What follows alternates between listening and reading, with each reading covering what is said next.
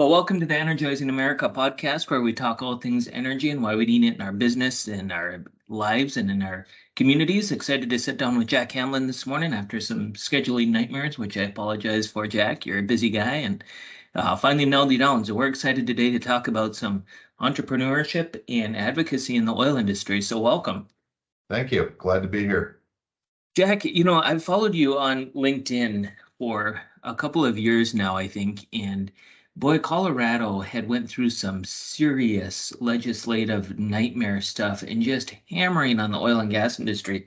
And we as an industry had not been very good about protecting ourselves in media. And it seems like out of nowhere you came into social media especially and just really started pushing. Walk me through what drove you to getting yourself out there on behalf of the oil and gas industry. Yeah, it was, the legislative attacks on our industry came pretty hard at us.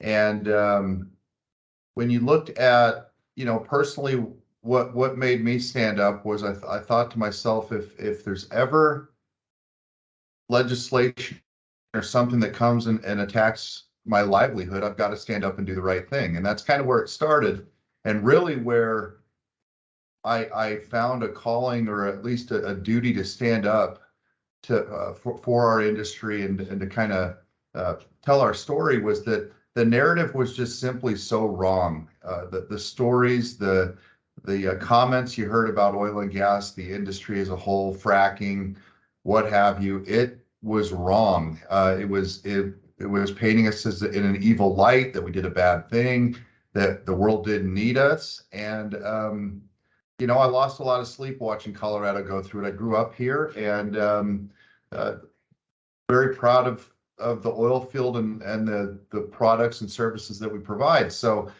the two things, the two things just didn't match up in my head, which is what we did and what was being told. So I decided, although I'd never done it, I started really speaking out, which is, not most of the oil and gas industry tends to just duck and cover. And now we're in a spot where it's going to be hard, if not impossible, to turn that narrative back, because we've just been so complacent and in a defensive posture for so long. But nonetheless, when the politicians and the activists kind of started positioning themselves anti-industry, I felt the calling to stand up for the industry I worked in and the livelihood that I had, and the employees, more importantly, that I had. We had 150 or so employees that depend on this industry, and I went to fight for them in for a lot of reasons. Were you nervous about that as a business owner, that you're now, like, you're working for producers in the oil and gas industry, you got some big name clients, and now all of a sudden you're going to go out and take a defensive approach, something that or a more non-defensive approach, you're going to go ahead of the defense. Were you worried about what that would do with your relationships, or did that not even enter? No, not really. For the most part, it's been resounding positivity. I didn't really think about that. I just thought, like, I'm not going out here to go, fight an individual, or to go engage with an individual. I was there to tell the story, and the story's a good one. It's the right, that we've got all the data on our side, the products we supply, the way we produce energy here, especially in Colorado. It's a story that we should be proud of, and that we should be telling the world, really. And when you look at things like, most recently, this Chinese balloon fiasco, right? The balloon came from China, meaning that it was pushed by the jet stream and the air, meaning their emissions also end up here. We should be exporting our business model globally to places around the world like China to help reduce emissions. Yeah, it is. It's a phenomenal story. And I think it gets lost in the narrative when we get just opinionated without data. So you're absolutely right on how the data is there to support us.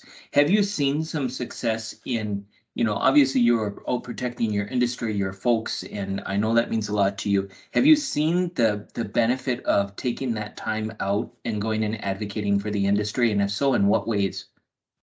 Yeah, I think it's been a very positive I've seen nothing but positive. I mean, so I was terrified to go do this stuff at first. I mean, you're at the state capitol, you don't understand decorum rules. I've personally never liked speaking in front of groups. Even all hands meetings for my company, it was, staring out into 100 blank stares back. And it was I just never really felt comfortable. Now I really enjoy it. But no, the reactions and the feedback has been unbelievable. People recognize me. They're really happy and proud of that there's somebody standing up for them.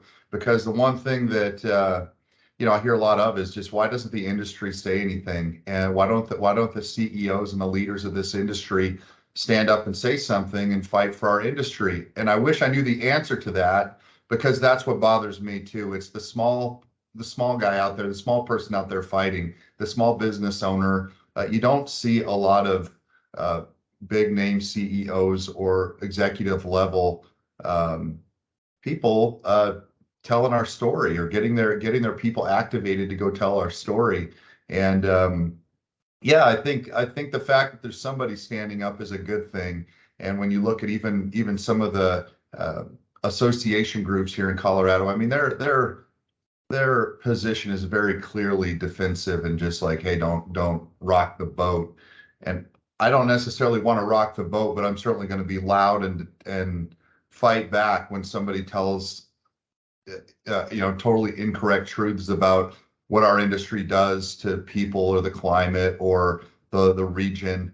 And I see things through a way different lens. It's a vastly positive industry with very little negative side effect. And so that's the position I'm in. It's a data-driven position. And having run an engineering company, I've got a very unique perspective in from the health and safety perspective of designing and building oil and gas infrastructure. Our industry is among the world's best in terms of focusing on safety, reduction of emissions, taking the public and the community's input into account. And so, yeah, for me, it always just kind of comes back to there's really not a negative to go out there and tell our story and to stand up for the industry that we all work in and know about. Right. And I think sometimes, we can get defensive and say, well, we don't want to rock the boat. That's true, but we also are not going to allow the waves of the world to sink our boat. Right. So I'm not intentionally rocking a boat, but I'm not going to allow the incorrect story to go out. And it's interesting, it takes so many different approaches, whether it's social media, whether it's hitting the local high schools to talk about oil and gas and the impact it has on our total global scale, not just even in America. We can start with America, but globally, this oil and gas industry is huge for all these products and the things that we use. Were you a founding member of Energy Strong, or did you join that organization after your advocacy started? Yeah, I'm a founding member. It had loosely existed, but not really a clear mission, other than there was a gathering spot for energy individuals to kind of talk about and get into social media to start posting some facts that were correcting the narrative and things like that. But Luke, Dustin, and I really kind of took the reins of that and created a mission behind it and targeted some events and some speaking engagements to go talk at. Went and gave a ton of testimony, organized people to go. We've done charity events where we're engaged with several charities to kind of give back into communities that may or may not have had any exposure to oil and gas and its benefits. And so there's these really unique components to it that has been rewarding, but it's a totally voluntary, not-for-profit endeavor. So it's very tiring, and it's very hard to kind of stand up against, being the small guys here. Hard to stand up against the current narrative, being so limited funding. Right. Well, and I think that's what separates the interest for myself in following folks like you or being associated with folks like you is that's not an easy task to undertake. And in our business, in the oil and gas, this is a demanding business, and the demands don't change whether oil prices are high or low, because when they're low, you're trying to save your business. When they're high, you're trying to save your business. Either way you look at it, you're trying to save it and keep up with it. So for folks to take some time aside and dedicated to their industry is pretty incredible. And I think it's one of the untold stories about the oil industry. We're full of people that aren't just, you might be doing the Energy Strong in and around Colorado, but I'm sure that hundreds of employees that you associate with, they're all doing their own thing as well. It might be that they're advocating for the local skating rink and putting up new hockey boards. It might be that they're over at their school doing a PTA event. But those are the kind of people that are in this industry. They're give backs. They're not Yeah, takers. They're give backs. absolutely. That's what we observed. We've got many sponsors that have helped. Energy Strong wouldn't exist without a lot of the sponsors being able to do events and all that. We've created commercials here that we run on local TV here in the Colorado market, which is very expensive and not sure on the impact, but we felt compelled to at least get something up there to run. And the commercials are great. They tell a great story. They're fairly passive and not rubbing it in anybody's face, but like, hey, look at this gas fireplace that saved your life during this snowstorm. That's the narrative. It doesn't impact your life negatively. It's a very positive thing. It cooked all the food you had for Thanksgiving with the family around. It enhances life, and we're in the quality of life business, and that's really the position we need to take. And the members of the oil and gas community as a whole, and certainly the folks we've engaged with Energy Strong, they've given so much money to charities. They've given their time. We've mobilized people to the state capitol, down to town hall meetings.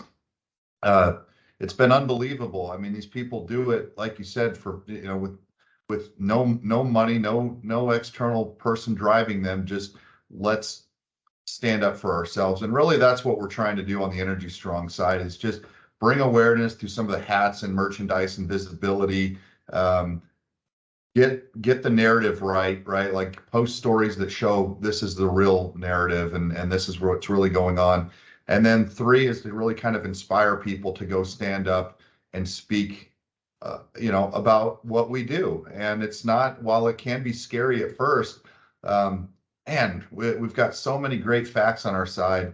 And once you start talking about it, people really understand, hey, wow, this is what oil and gas, these are the products that I use every day that come from the hardworking men and women that toil in the field, whether it's snowing or raining or baking in the sun. And they're out there just happily welding pipe together and building stuff so that I can sit in my house right now at 70 degrees. And it's really lost on society, and people know that.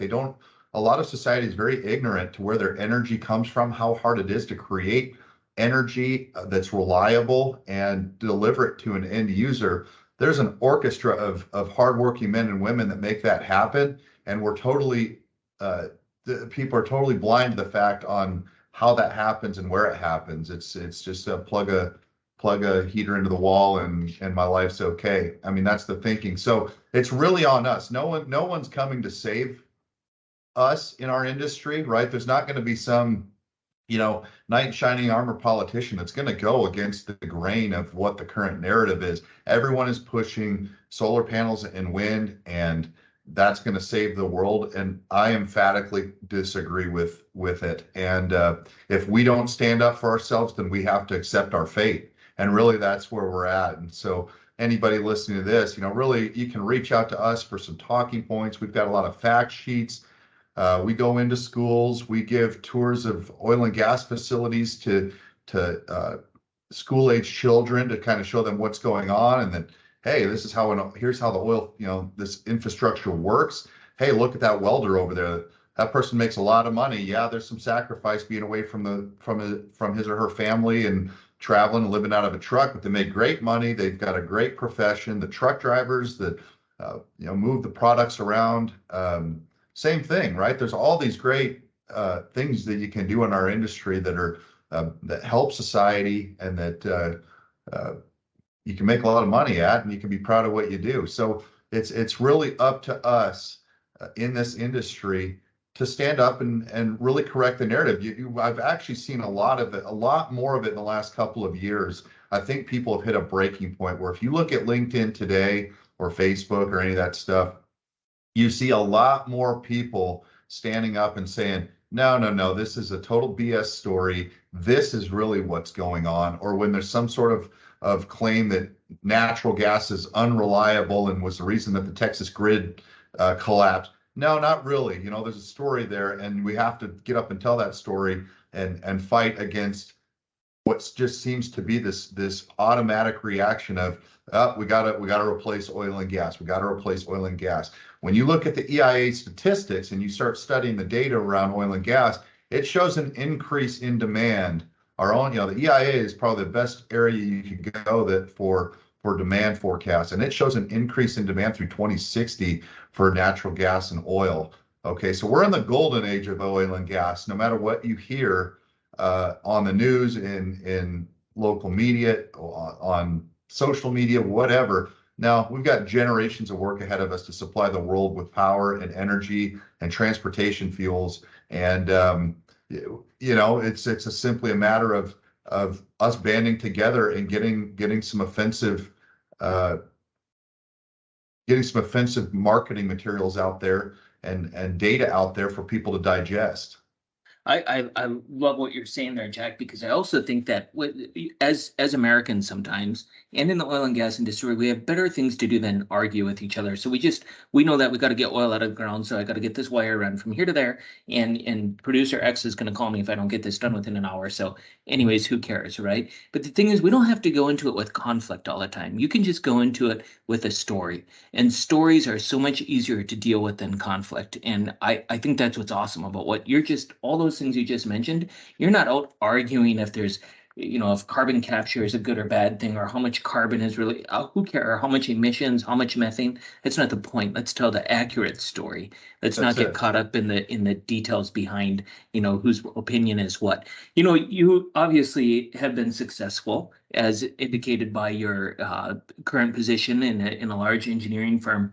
When I first found you, you weren't part of a large engineering firm. You were an entrepreneur, and I gather you started from scratch. Or walk me through the journey of your own engineering firm into merging with a large, awesome company like Sergeant Lundy.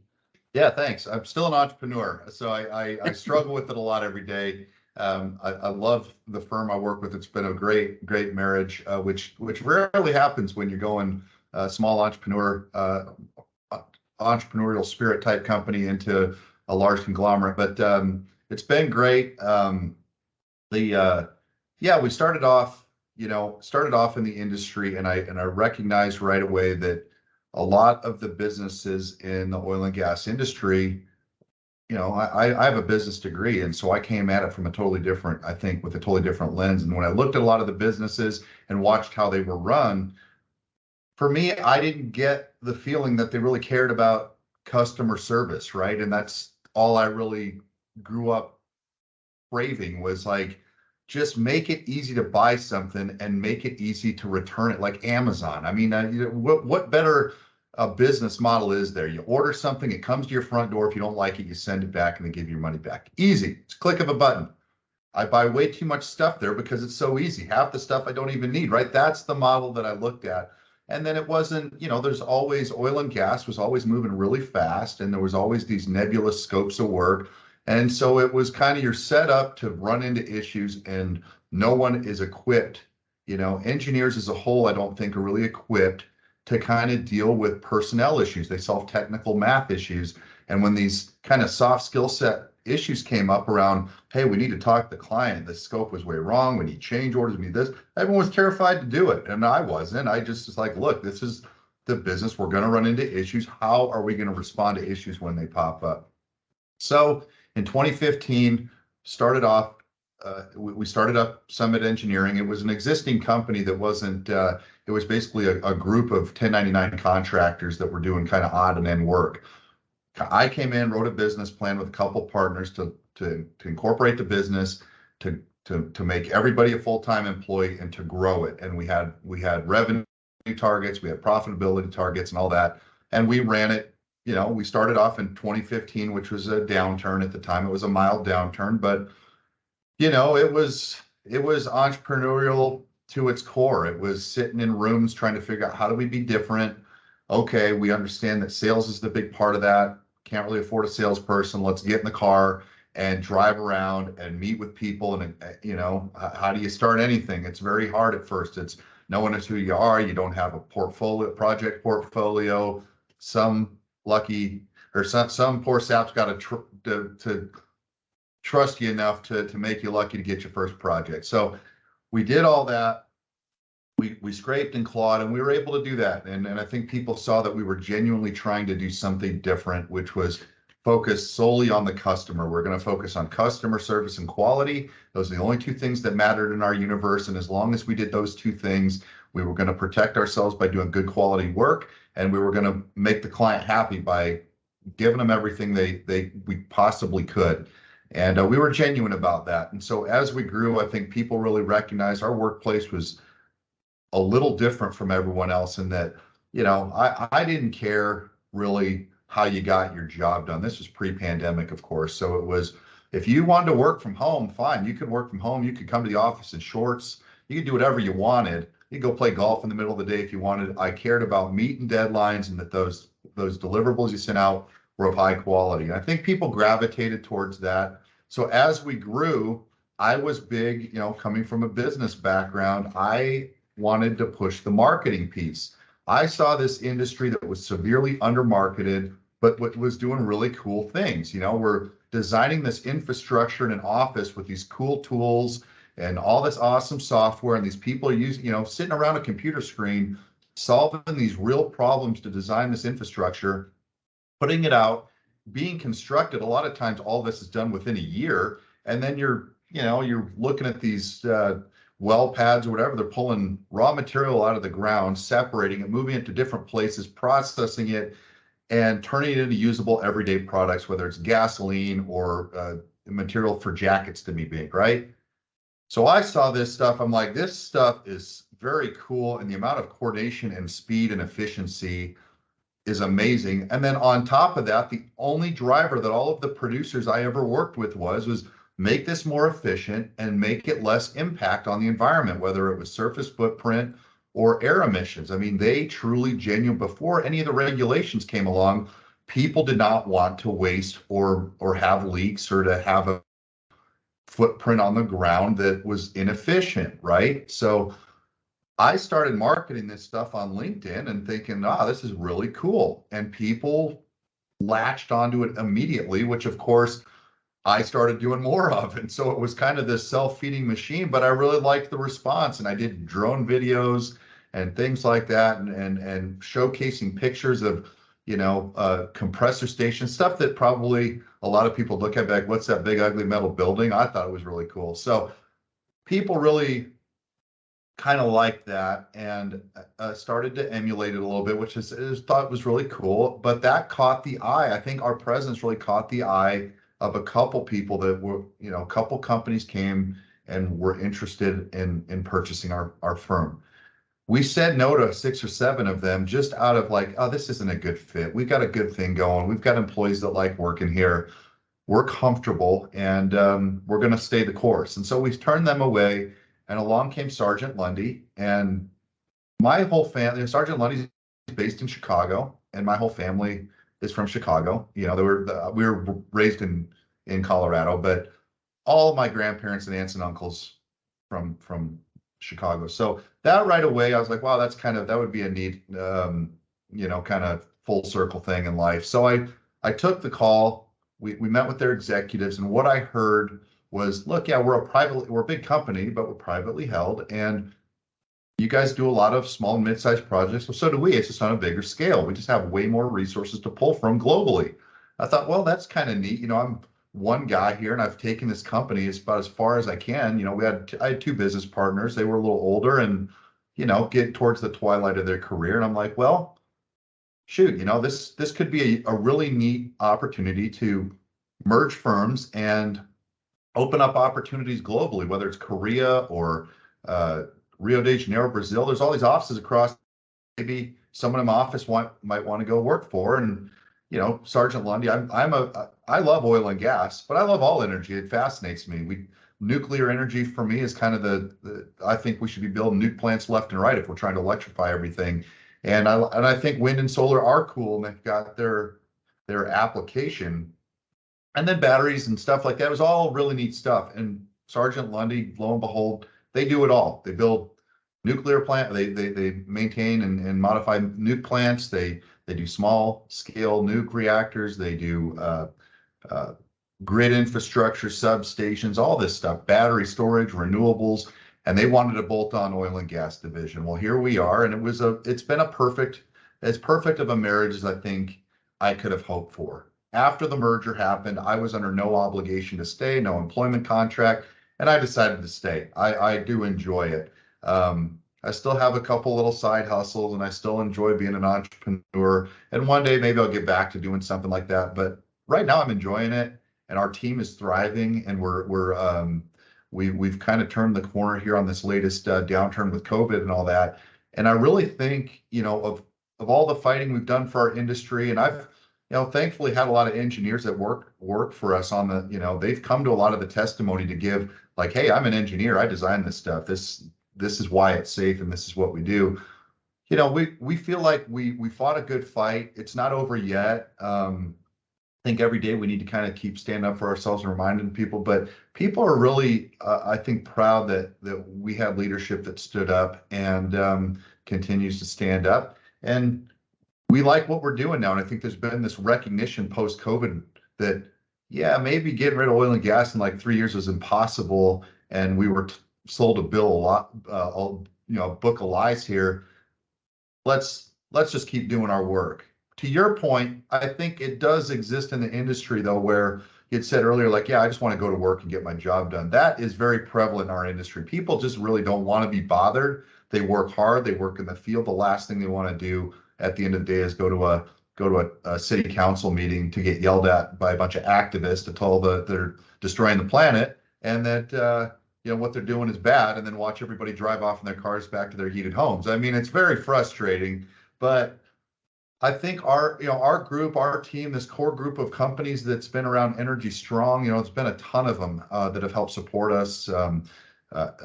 Consolidated Resources and Warbonnet Construction. There's been these perennial supporters, and they've done well too. I think they understand, like, they kind of feed off our energy and our speeches and things like that, and they're able to kind of carry that torch forward, and they've allowed their employees to get engaged.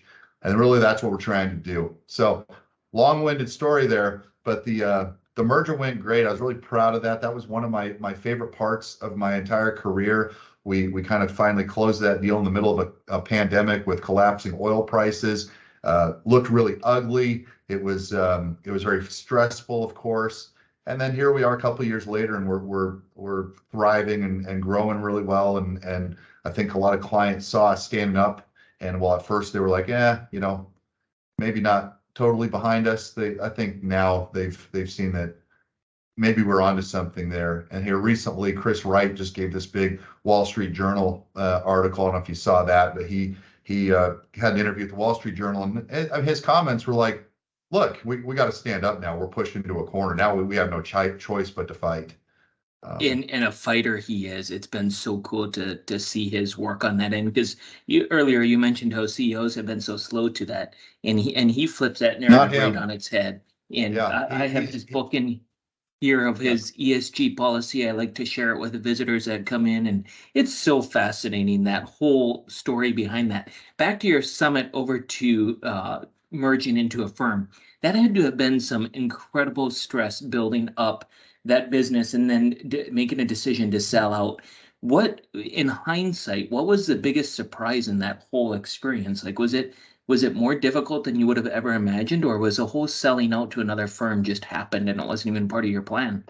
No, I mean, it was part of the plan. It was serendipitous how it came about, but we were going back and forth and under contract for almost 15 months, and so it was insane. If I could quantify the amount of stress and turn it into gold bars, I'd be somewhere in the Bahamas right now for the rest of my life. But it's very frustrating. And it was very stressful, but it was very rewarding. I'm a business guy as I said, so I like, by nature, I'm very curious, and I want to see how these things worked, and I want to be a part of a acquisition. So I was, very bright-eyed and bushy-tailed for the first like 8 or 9 months, and then as I was watching the prevailing sentiment against our industry and the market start collapsing, of course, I got very nervous and, trying to hide that and trying to just tell our employees, look, everything's going to be okay. We're going to get through this. And for the most part we did, but it was it was very frustrating, and I still work. So the investment bank that represented us in our sale is a company called Orem Capital. And after the whole thing went through, they kind of brought me onto their board of advisors. They liked the negotiation style. They thought that it was a very neat transaction. And so now I consult with them to help other business owners sell their firms. And when, what was really interesting about this, I've been working with them now for 2 years on the side. Almost every deal that I've been a part of since then has been eerily similar. I mean, these things go through, everybody starts off very, everybody's excited. And of course, it's a new thing. And then the deal fatigue kicks in. And then there's always some sort of market bump. And then there's always some sort of, everything can be kind of tracked back to human nature, right? So there's always these artificial almost conflicts that pop up and egos get involved. And the deals all live and die 3 or 4 times, and then everyone gets to the finish lines, high fives each other, and get started on the new thing.